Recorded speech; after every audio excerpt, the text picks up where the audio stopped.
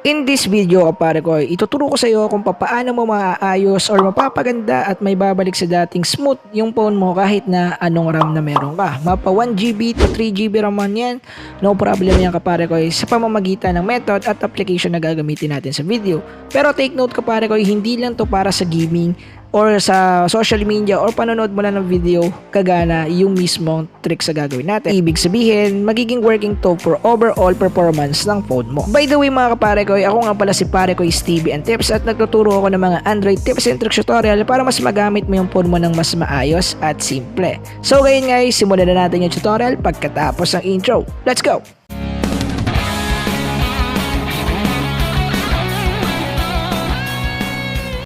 So mga kapare ko, para magawa natin yung pagpapasmooth at pagpapaganda ng phone natin, kinakailangan natin si Hibernator application.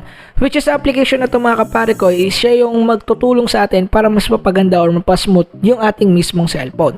Pero bago yun mga kapare ko, for the record is itong mismong application na to is na-topic na rin natin sa ilan natin mga videos.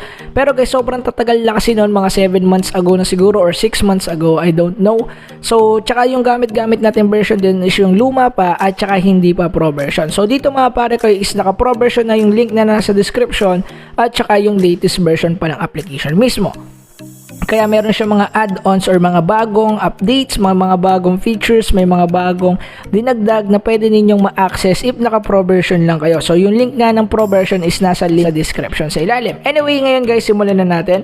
Open lang natin yung application. So bago tayo mag-start, kinakailangan natin guys gawin yung settings niya mismo. Sa settings niya, para ma-setup yun, click nyo lang yung tatlong dot sa gilid and click the settings icon. Sa settings icon mga kapare ko, all you need to do is kailangan i-open nyo lang itong tatlong to. So ito mga kapare ko, yung makakatulong yan like yung showing closing failure list para makita natin yung mga nag-failed na hibernate or na-hibernate nating application. And then yung show the progress windows or in progress pa lang ng pag-hibernate. At nandito rin mga pare ko yung automated hibernation. So ito naman yung kapag naka-off na yung mismong phone natin, mag-auto hibernate na siya. So mamaya ko siya ipapaliwanag at the rest. So dito guys, meron akong pinaka nagugustang features ng application na to, which is yung tinatawag na system apps. So dito kasi makikita natin yung mga system application mamaya na i-hibernate natin. So ang million question mga kapare ko, ano nga ba yung kakayahan ni Hibernator na makakatulong para sa inyo to make your phone faster and smoother? So mga pare ko, ang kakayahan talaga ni Hibernator is to hibernate the application. O kaya, sa madaling salita, is tinatawag na pagpa-force stop ng application. So ano nga ba yung magiging dulot kapag na-force stop natin yung application?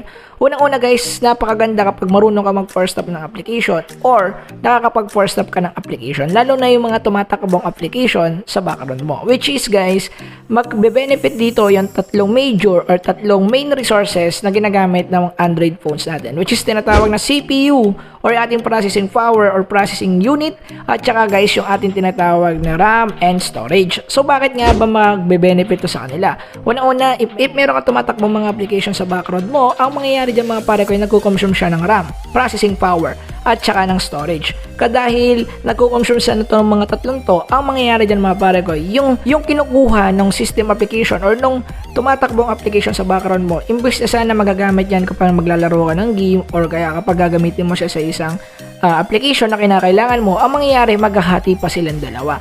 Kahit sabihin mong maliit lang yung porsyento na yan, kung madami naman yung mga system application or yung mga application na tumatakbo sa background mo, pag pinagsama-sama yung mga pare ko, sobrang laki niyan. Mas marami pa yung kinakain ng mga system or background application mo mismo kaysa doon naman sa game na nilalaro or ginagamit mo or doon sa application na ginagamit mo. Which is kung titimbangin mo siya kapare ko, syempre mas lalamang yung mga system application or kahit sabihin natin lumamang naman tong mga application na ginagamit mo, meron pa rin tendency na maglalag ka pa rin dahil nga meron kang kahati about doon. At pwede natin gamitin itong mismong Hibernator application para maalis lahat ng mga system application na tumatakbo sa background mo sa pamamagitan ng isang click. Pero bago yun guys, pakita ko muna sa inyo kung ano yung kanyang mga features. Una-una guys, meron tayong tinatawag dito na guys na measurement ng RAM at saka ng mga application na hibernate at mga nag-launch na application or hindi pa na hibernate na application for short.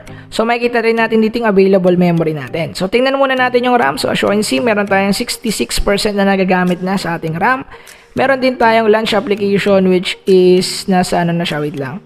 So which is meron tayong 60 launch apps, and meron dito yung hibernated na 60 apps. So kapag tinurn on natin yung system apps, which is ito yung pinaka gusto kong features talaga niya, yung pwede niyang makita yung system apps natin, pag tinurn on natin siya, mas dadami yung application. So yun guys, dumami, naging 251 from 60 launch apps, and yung atin na mga hibernated is nasa 147. Ibig sabihin guys, meron na talaga mga system application or features na na-auto-hibernate na, which is hindi talaga sila kailangan.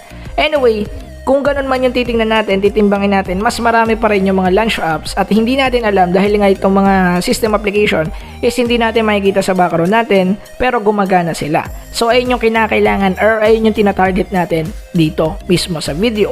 So ngayon, ang kinakailangan yung gawin, bababa lang kayo dito nyo makikita yung launch app, which is ito yung nagre-reflect sa sinasabing 251 application. So lahat ng 251 application na yun, makikita ninyo dito mismo sa launch app na to. Yan, dyan sa lahat na yan.